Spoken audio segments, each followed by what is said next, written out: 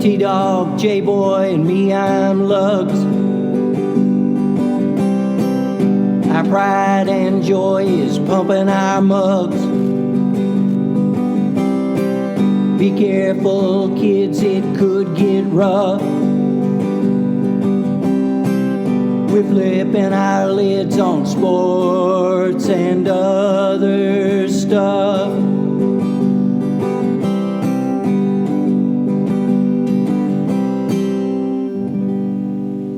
Welcome to Sport Weasel Central. I'm Love. I'm J-Boy. And I'm T-Dog. Yes, sir, fellas. How about that national emergency cell phone test today? I felt like Matthew Broderick in War Games, you know. Take us to DEFCON 4, General.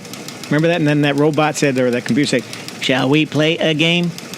Lugs, did you get that test on your Motorola Razr flip phone? No, but I got it on my old green radio. So even though it's busted, it came through loud and clear. Oh, probably a Crosley. All right, so happy October. It's Oktoberfest time all across the viewing area. Hey, boys, a question for you. How did Germans allergic to wheat greet each other? I don't know. They say... That's a little too deep for me. They say gluten, Tag. Gluten. Oh. All right, so let's get started with this. This is episode 186 of the greatest podcast in America, Sports and Other Stuff. I say Aaron Rodgers is the luckiest man on the planet with that Achilles injury because he doesn't have to play for the New York Jets. That's what I'm saying. But hey, the NFL season is a quarter of the way over. What? How'd that happen? So we're going to talk about the big winners, the big losers, the contenders, the pretenders. But there's a lot of football to be played. So, Lugs, to start with you, how are you? What teams are the ones you're saying, yep, they're the ones to beat? Well, I think it's no real surprise. I mean, I think in the national side of things, San Francisco right now would be the team to beat. And Kansas City would be the team to beat on the other side of the coin. I guess, to get to the surprises this season for me, I'm surprised at how good C.J. Stroud has been. I think he's a winner, definitely. And I'm surprised at how badly the season has gone for the Bengals. Those are sort of my highs and lows. What do you got, dog? All right. Well, my big winner this year, one of the ones you said, is the 49ers. Just, Brock Purdy, I don't think enough's been said, and I think we brought it up before, but it feels like Shanahan really has a quarterback that he fully trusts now because, again, in the Arizona game, they were going for it on fourth down, like around the mid-yard line. So, like, he really trusts that Purdy's going to make the right decisions, and he had a lot of deep shots to Ayuk during the game, and, he hit McCaffrey on, like, a Texas route for one of his 4 touchdowns. But going back to McCaffrey is, the focal point of this group of death wide receivers and running backs. And I'm just going to start calling the skills that pay the bills because this group of wide receivers and running backs deserve a nickname and tight end with George Kittle. So skills that pay the bills. He's the focal point. He had 106 yards rushing, 3 rushing TDs, 71 yards receiving, and a TD against a very feisty Arizona who made a game of it. But just his combination of speed, power, and route running is just makes this offensive juggernaut really hum. And I do agree with Lugs on KC, but I really want to focus on Buffalo Bills on this just because after starting the year looking so abysmal against the Jets, Josh Allen has looked like an absolute machine against I think feisty defense in Miami. He just shredded it. He threw for 320 yards, 4 TDs, had 17 yards rushing. He had a TD. And on the other side, their defense got 4 sacks and 9 hits on Tua, who for the most part hasn't been touched the first 3 weeks of the season. And they also did this without Von Miller. I think their only competition really in the AFC is the Chiefs, Ravens, and Dolphins. And I think most of those teams have noticeable flaws, like with the Chiefs, with wide receivers. Outside of Kelsey, there's not one that has emerged yet. Ravens, mainly, it's just been what it feels like every year with the poor Ravens is just they get hit with so many catastrophic injuries that at some point it becomes a part you can't turn back from. And the main thing on the Dolphins really in that game was they really picked on one corner. Like I believe every touchdown Stephon Diggs touched, it was against I'm blanking on his name, but they picked on him repeatedly. Luckily for the Dolphins, Jalen Ramsey would be back at the end of the season. But like I said, I think the Buffalo is the team that's locked in a key position. Okay, completely agree on that. I think Josh Allen got the memo. Don't get hit anymore, son. It seems like he's figured it out and he's going to be healthy. What do you guys think? Yeah, well, it's one game, though. I can't put too much into one game because he could go back playing hero ball and failing and trying to run over people and stuff. But I hope he has, because they finally showed me that they could run the ball some without him running the ball. So like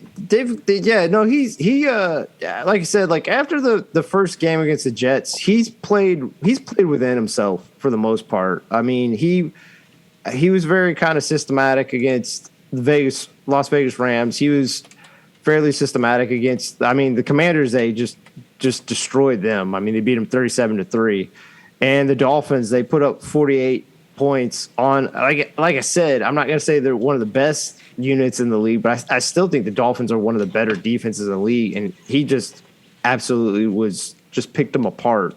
So, I just think that, and kind of like what J-Boy says, I think he's got the memo, and I'm glad he finally got to score a touchdown, but James Cook has been really good this year for them. So, and Latavius Murray, even though he is 31, it feels like he's got enough juice in the tank to be, the breather back.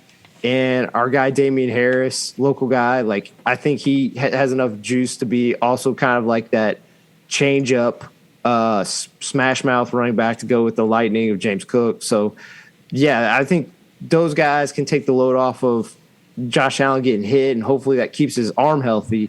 Because again, I think that was the main thing that short-circuited him last year is he got that elbow injury, and he never really fully got back on pace where he began the year last year. So, I'm saying Christian McCaffrey, early on MVP candidate, throwing that out there. It's either him or Joshua Dobbs.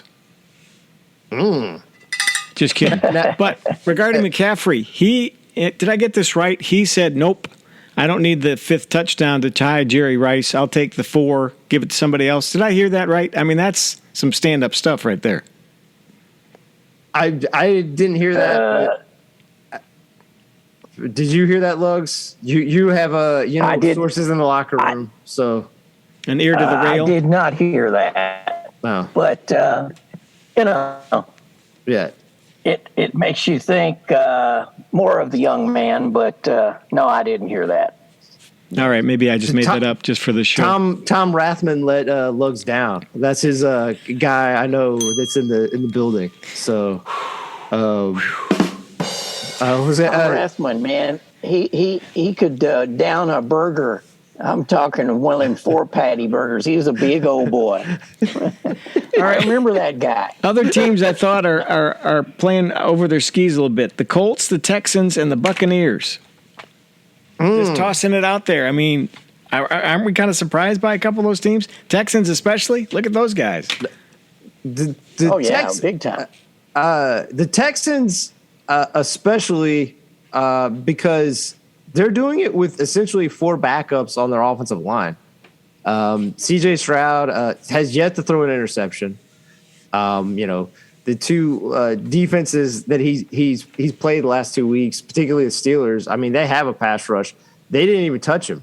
And Nico Collins just used and abused everybody. And here's a guy who's Nico, I believe this is his 3rd year. He's been there for 2 years, and it's not that he doesn't have talent. It's just that Davis Mills Well, I think he's a suitable backup. It does show you the difference between a true starter and a backup. Like, you think Nico Collins wasn't that talented, but, you finally just get a guy who could throw him the ball. And Nico Collins looks like the second coming of Andre Johnson for the Texans. And, CJ Stroud, he just, like what he showed at Ohio State, he's incredibly accurate. He reads his progressions and sees the field very well. He has some mobility. I mean, he had a touchdown run called back. It was the right call to call it back, but he barely missed getting a rushing touchdown in the game against the Steelers. So, he has a lot of talent, and for him to do this in his first 4 weeks. And the scary thing is, I believe week 5, Laramie Tunsil and the right tackle, they might be back. So they're getting guys back on that offensive line now. So he'll even have more time to kind of scan the field and try to take Dell. So, Lugs, what's your take? Sort of my off the wall kind of a take here. I know it's going to upset you Chicago boys, but I think they should go ahead and tank that way, because they've got the first and second picks. Then they could get Caleb Williams and they get Marvin Harrison Jr. and trade Fields for a 4th round pick and get themselves a good left tackle. Come on, Chicago, do something right for a change. J-Boy, I think the funny part that Lug said is he goes, I think Chicago should start tanking. Is like, isn't that what they're doing already? I think 14 in a row is considered tanking. That's what they're doing. Yeah, they on Sunday they accomplished 2 records that has never been on a team that's been around for. I could be wrong, J-Bo, right? They've been over 100 years. Oh, yeah, it's like 105 now. Yep. Yeah, so they're like 100, or been around for 100 years. They have a 14-game losing streak, never been done. And they had a 21-point lead in the second half that they blew. Yep. And where the heat gets extra hot, obviously having 14 games in a row puts some heat on you. But to have an opportunity to kick essentially a cheap shot field goal to give you a 3-point lead, to try to run the ball, and then for the Broncos to march down the field and kick a field goal to take the lead, and then you're not able to score points, that's going to stick in the craw of not only fans, obviously the reporters are going to key on that, and again, it is number 14 in a row. Yep. And it's in Washington, who they play this Thursday. They have 4 first-rounders on that offensive line, and they are going to ravage this offensive line by the Bears. So it's not going to be Fields throwing for 4 touchdowns. I'm not saying the Fields can't play well, but it's not going to be like against Denver Broncos, where I don't even know what Denver Broncos defense is doing right now. It's absolutely absurd that 2 weeks ago they gave up 70 points, and then this completely left for dead Bears offense. Literally, Justin Fields was 16 for 16. Yep. His only missed pass in the first half was a Hail Mary. Like, they could not stop an offense that was broken in the first 3 weeks. Well, that's the way he's been his whole career, unstoppable. I mean. Yeah.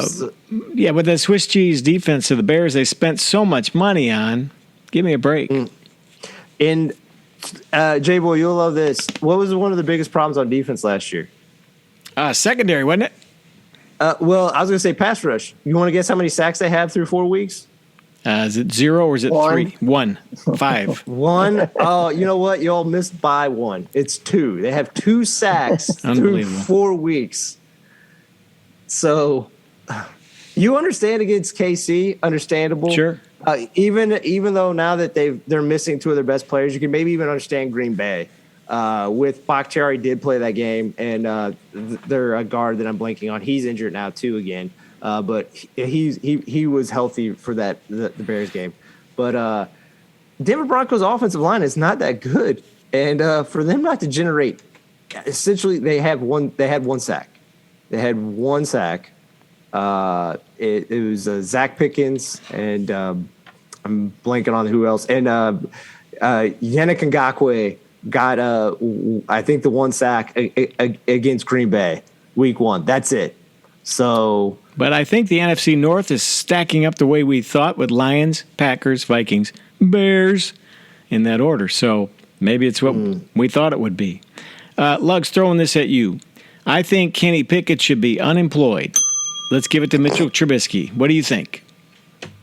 I would bring him in, although, they invested a lot of time and whatever energy into Pickett. But Steeler fans won't put with it. They won't put up with it. What do you think, T-Dog? Well, it's just, it's one of those things. He's got growing pains. Let's not make him the bad dog just yet. Wow. I see. I would look at it the other way. I'm not going to disagree with J-Boy that maybe Kenny Pickett is a problem. But again, I want to rule out some of the variables. Variable that was there before Kenny Pickett was there was Matt Canada. They first need to get rid of Matt Canada and get someone who runs a pro-style offense and not it feels like a high school offense. Junior college? I think junior college. I like junior, that. Junior college. JUCO. Okay, let's be nicer. You're be right. fair. Let's be fair. offense. Let's be fair. Where, again, maybe I've misinterpreted like the talent of George Pickens. Again, I'm not saying that I'm wrong on that. I've been wrong on a lot of things, but it feels like they're just running a lot of deep routes with him, and they're not really using him running, slants and curls, and maybe he doesn't have it in his capacity. But like, you're missing your best route runner in Deontay Johnson. He's out multiple weeks. I believe he's placed on IR after week 1 with a hamstring injury, and usually those can be tricky to come back from. So they have Pickens, who, again, is either raw or just. I mean, he does have a problem separating. You think for as athletic as he is, he could separate, but he isn't. He gets stuck on. So, like, he has to make contested catches, which he hasn't been successful at doing for the most part this year. And, their offensive line is better than it's been the last 2 years, but, I mean, it was the bar was so low from the last 2 years. It's not great. And it just feels – you feel bad for them because they have TJ Watt, they have Highsmith, they have some talented guys on that defense. Minka Fitzpatrick, and some of these prime years of these guys are just being wasted on because Tomlin won't pull the trigger and just, I'm not even saying, fire Matt Canada, but at least demote him for this year and maybe in the offseason let his, contract expire. I don't know, but it's really looking like, going back to what J-Boy said, with the Bengals, with Joe Burrow's calf injury, I mean, his mobility and his arm strength has been zapped by that calf injury. And the big problem with that is their whole offense revolves around him, and how the defense is constructed is to complement that, getting a kind of a lead and like kind of burying teams once they get a lead. But, I mean, he only had 165 passing yards against a great pass rush in the Titans, but their secondary is one of the most susceptible to getting, gashed. He wasn't able to take advantage of it. So unless he takes a trip to Germany to get some stem cell, let's go. Let's go. I think the Bengals are done. And, that opens up. Well, T. Higgins is out. Yes, with a rib fracture. For a long time. Plus, man, he had some drops that you don't normally see him do, and they're covering up on the outside. It was sad to watch. It was painful to watch because, I've never been the greatest Burrow fan, but I got to give it to him. He's doing the best he can. And that offensive line that was supposed to be so improved, man, you got a quarterback injured. He's not real mobile. He can't push off of that foot. I think you're right. I think it's going to be a long season for the Bengals. A washout season maybe, and that happens to teams, and unfortunately might happen to Joe Burrow. Joe Cool. We'll see. Speaking of washout seasons, another team I want to talk about, New York Giants. Hello. Yes, they made the playoffs last year at 9-7, and I still think Brian Daboll is a great coach. But, just a lot of unfortunate things piled up. One, their schedule has been brutal. I'll give them that. They have no control over that. But Saquon getting the high ankle sprain and that Arizona win has been a huge problem. Probably the biggest one is their left tackle, Andrews, has missed most of the season. And I think, outside of him, that offensive line's a mess. And they just really need him to be kind of the focal point, because besides Saquon, and maybe even more so than Saquon, he's the most important guy on that offense. And, if you look at 3 of their 4 games, they've been absolutely obliterated. Like by the 49ers, the Seahawks, and the Cowboys. Their offense hasn't done anything. And just you still haven't named the real problem. Well, yes. Well, here you go. Daniel Jones has regressed. Whoops. And on the other side, I just think maybe in year 2 or 3 they'll get better. But their corners on their defense are young, and they're just being exploited right now. So. Yeah, well, I think it goes to Daniel Jones. I mean, I watched that game, and it was one of those things where you're just like, because Seahawks, at one point, I think they had 7 rookies on defense, and Giants couldn't do anything. I got to give, I'm going to have to eat a little crow here. Whoa, wait, what? Okay. What? Geno Smith, man, he's turning out to be a really quality quarterback. He did some really nice, out of the pocket sort of stuff, and finally DJ Metcalf, he showed up. I got to give it to them. I think they quietly could do something. I don't know that they can beat San Francisco, but I think they'll be in the playoffs for sure. I do. Lugs, that's DK Metcalf. DK. Well, I'm sorry. Dairy Queen. DJ, his cousin. That's his DJ. cousin, yeah, on his mom's side. The other Metcalfs, the ones that not many people talk about. Here's something I'm very excited about, though. AFC South. Nobody wants to win that. It's pretty obvious, right? They're all 2-2. So that's going to be fun to watch. Those teams are all kind of scarred in their own ways, and I think it's kind of a cool division. That's what I'm rooting for. AFC South. Baker Mayfield's going to make the playoffs again. Are you kidding me? He's talking about the AFC South. AFC we'll get into the NFC South, but like the AFC South. I like it. I think J-Boy, you kind of brought it up earlier, like the Anthony Richardson, even in defeat, and obviously this is his rookie year, but the glimmers that he has shown in the 3 games in which he's played, like. Again, even if the Colts, let's say the Colts just win another 4 games and they go 6-11. If you're a Colts fan in general, I think you should be ecstatic, because just some of the things he is showing week in, week out.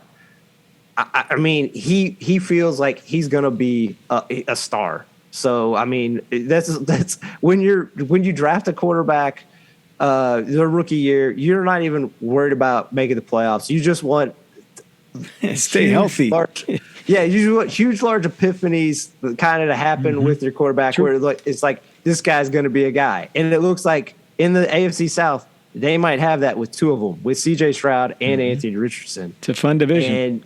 And then the Jaguars, their offense isn't clicking to the effect that, we expect it. But I still feel they're gonna turn a corner here sometimes. Missing Zay Jones for the last few games. I know it's crazy to say, a guy who had 800 yards receiving. I know that's not spectacular by anyone's measure.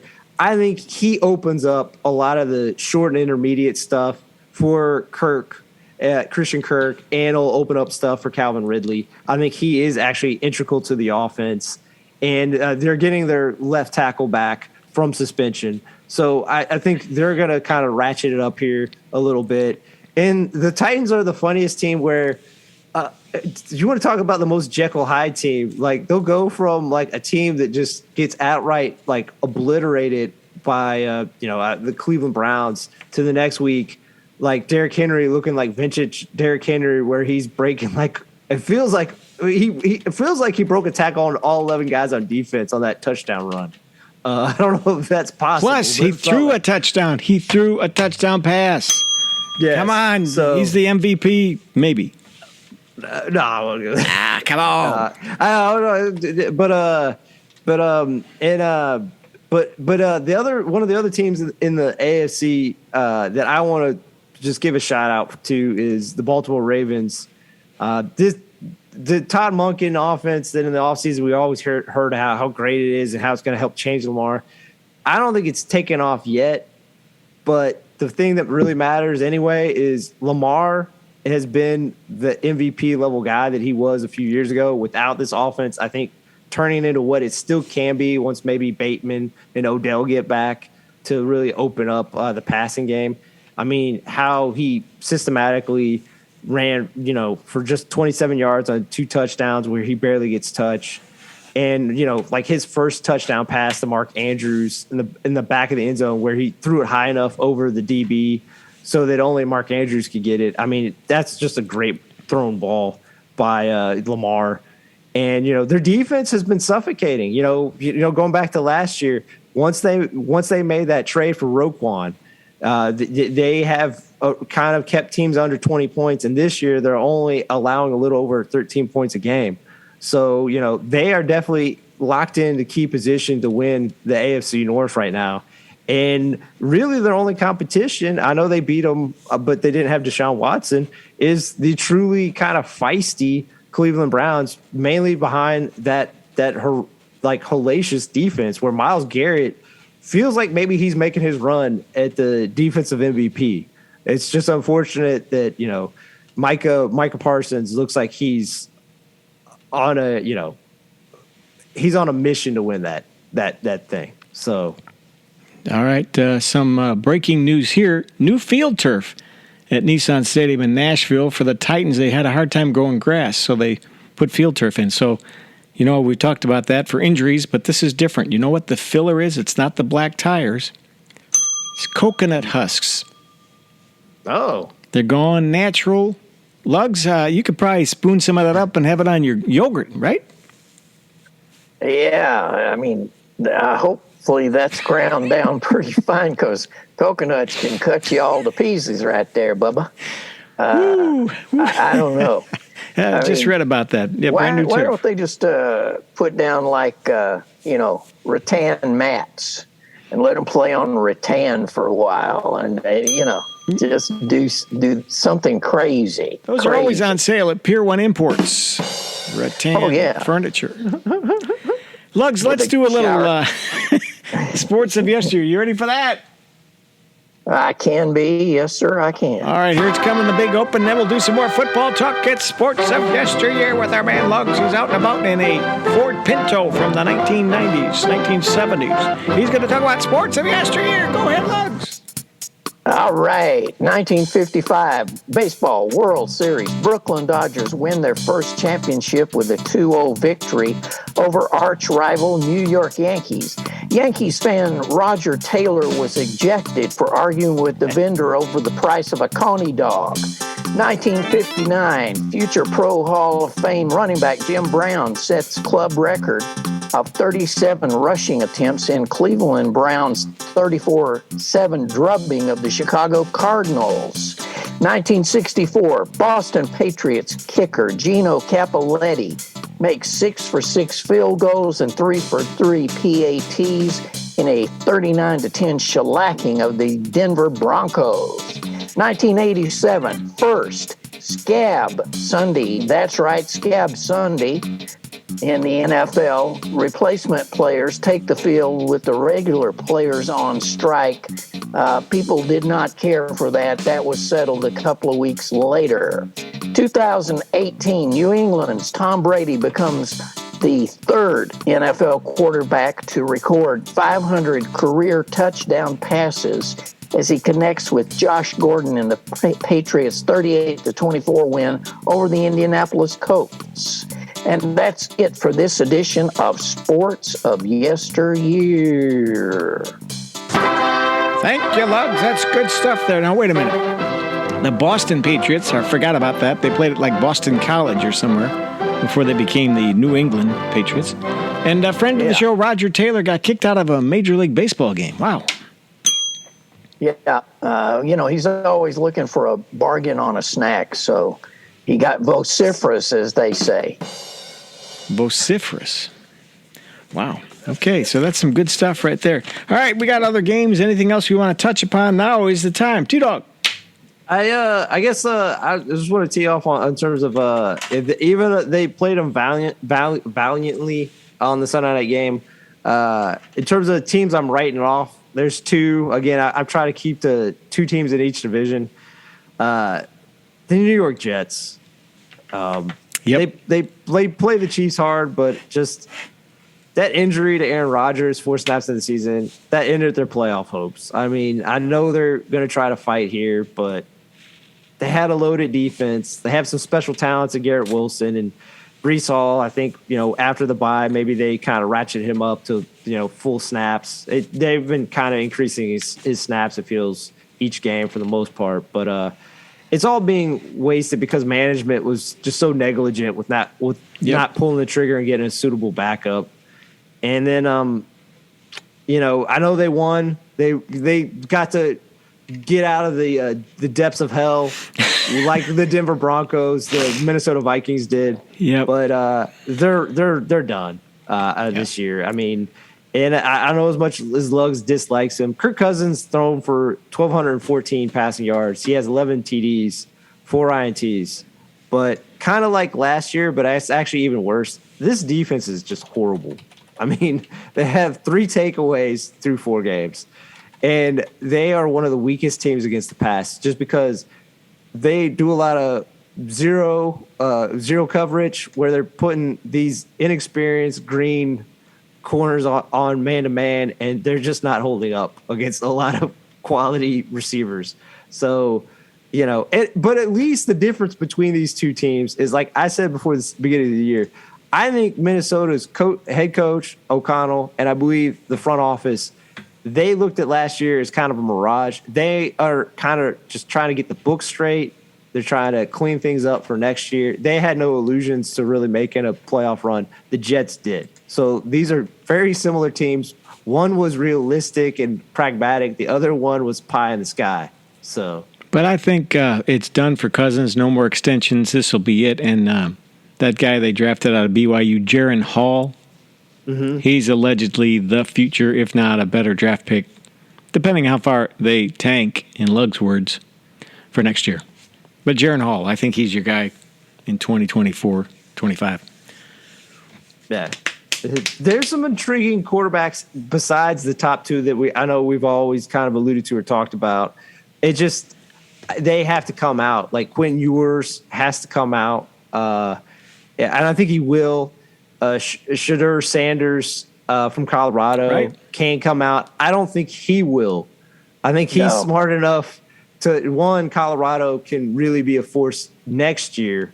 And also, he has a real opportunity to be the first overall quarterback picked in the 2025 draft if he stays. So I think he's not going to be coming out. But still, you have like Penix, and you have some other guys that are kind of interesting that are going to be drafted later in the first round that can maybe be developed by Minnesota Vikings coaching staff into being a star. That, and also mainly that Justin Jefferson's contract's coming up. They got to free up money to lock down Justin Jefferson. So, and Luggs, I'm going to flag the tape from last week. You said that Caleb Williams will play college football another year. Oh, if I were him, I would, because he's going to go to just a dog. If it's How Chicago. dare you? How dare you? Listen to T-Dog's colors are coming up. Here they go. Yeah. I mean, it's like Chicago is second only to Cleveland for where quarterbacks go to die. I mean, seriously, folks. Ooh. But yeah, if I were Shadur, I would go this year because Caleb's going. Mm-hmm. That May's going. And so at the third position for quarterback, he could probably land on a decent team. I mean, but I was going to say, it's also over for the Raiders. No surprise there. Yeah. I mean, those guys, they're Garoppolo done. injured again. What a shock. You know, I mean, well, everybody's injured on that team, and there's something about Las Vegas. You know, it's just bad jujube for athletes. Yeah, I could tell you what's bad about Las Vegas. Josh McDaniels. or they call him out there Josh McDummy, I think is what they're calling him. I carried his water that first year he came back. That's one of the many feasts of crow I've had over the years we've done this podcast. Tastes good with pepper sometimes. Barbecue sauce. You're right. Yeah. But just the construction of this team, and I know people are going to be like, well, David Carr is injured now too. But you know what? David Carr's played, until they had to shut him down with a back injury. Like he'll play through injuries. Garoppolo, I mean, he's been healthy 1 year. So talking about, we could do this. We could do a whole podcast on the negligence of not having a backup quarterback for a lot of these teams. I mean, Bengals are the same way. Jake Browning. I mean, that's why Burrow has to fight through this. I know he got this big contract, but still, you have to have someone you can at least believe if they have to step in for Burrow can actually, be competent. The crazy thing is too. I forget which one of you all brought up Joshua Dobbs. Joshua Dobbs has played great. Yeah, he was literally signed at the end of training camp. Right. So he wasn't even with Arizona. He was literally signed at the end of training camp. He's come in and he's played fairly well. So essentially, Bengals could have had him as a backup. New York Jets, who had ideas of backup. Arizona, who it still feels like they are kind of maybe trying to quasi tank to some degree, with their coaching staff and with Joshua Dobbs' play. Unfortunately, they might push themselves out of Caleb Williams, but at least they can build upon they can develop talent like a Joshua Dobbs. With the kind of to be fair to what Luggs has said. We got the Bears had all these draft picks from this year, and I know it's only 4 games in. What have any of these rookies done this year? Not a whole lot. Nada. So, Luggs, I just want to hit you up with this list of Browns quarterbacks from our crack research team. Just a few: Tim Couch, Jeff Garcia, Trent Dilfer, Derek Anderson. Oh, a big one: Brady Quinn. Remember him from Notre Dame? He was supposed to be a big deal. Oh. Colt McCoy. Brian Hoyer, that was his 8th team. Now he's on his 22nd. Cody Kessler, Baker, and Jacoby Brissett. And, of course, don't forget Bernie Kosar going way back in the day. You're right. They go and they die and they come back in the, I don't know. Maybe they're in that little elf on the field there. Maybe they're in there somewhere. damn. You put your blood in there and I don't know. We're drop of blood, some kind of. It's Halloween season. We're blaming it on a cryptid. Yeah, a crypt.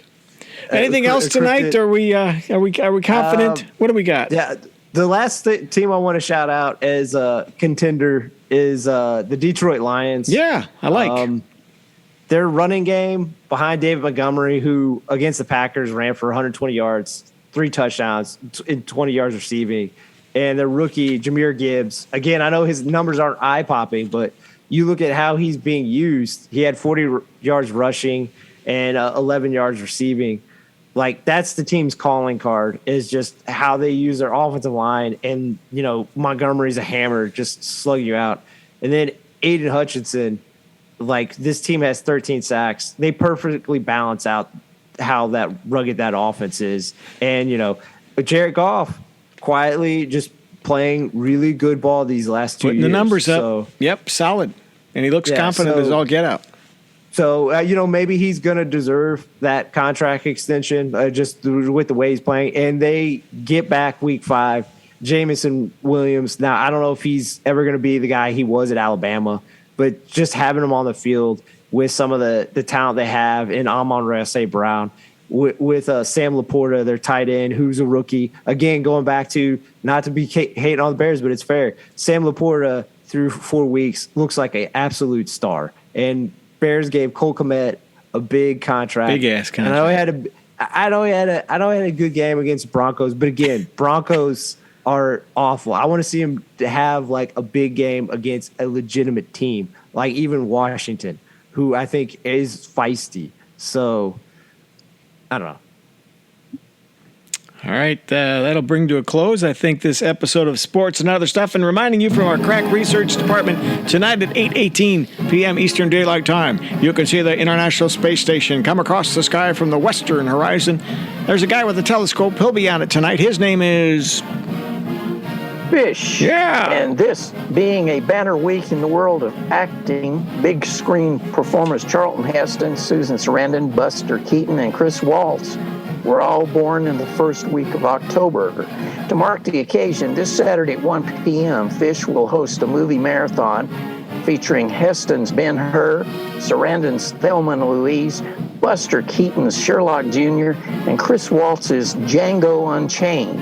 Entry fee is $20, with proceeds going to the American Film Institute program to restore classic cinema like the Three Stooges, A Plumbing, We Will Go. Turn on anything, you'll get it. Quiet, numbskulls, I'm broadcasting. That'll bring to a close this edition of Sports and Other Stuff. We didn't get to that true TV program schedule again this week. Dang it, we'll do that next time. Thanks for watching, listening, and wherever you are, be safe. So long.